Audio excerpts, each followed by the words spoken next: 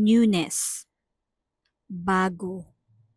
Ang sabi sa 2 Corinthians 3 verse 18, "At ngayong naalis na ang talukbong, nagniningning sa ating mga mukha ang kaluwalhatian ng Panginoon.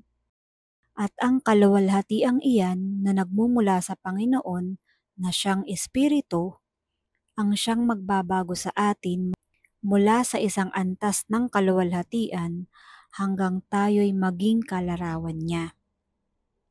Jesus and Jesusness are all about newness. Ang mga halimbawang ginagamit ng Panginoon ay tungkol sa mga bago.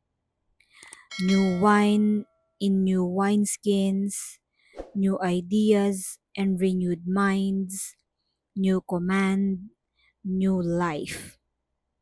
Hindi yung old, conservative, and traditional.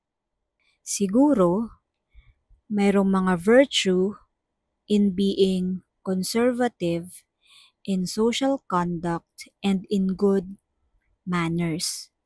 Pero sa spiritual growth, mayroong very little virtue in being conservative. The running and marching order of spiritual growth is to continue to change, patuloy na magbago.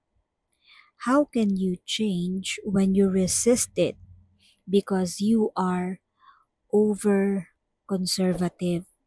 Hindi magandang katangian sa ating spiritual life ang maging conservative kasi isasara mo ang utak at ipagmamalaki mo pang dekandado yan.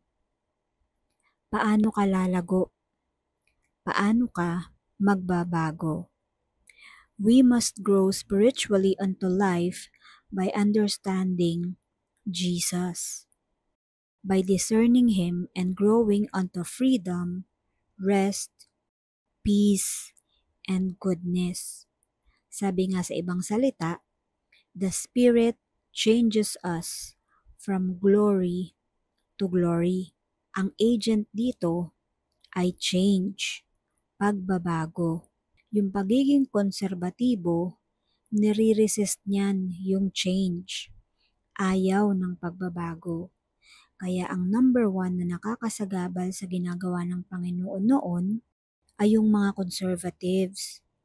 Pero sila rin naman ang number one na criticize at tiniligsa ng Panginoon. Because the Lord was a revolutionary. Laging may new ideas. Dapat laging may bago. Dapat lagi kang open. Bukas ang isip mo.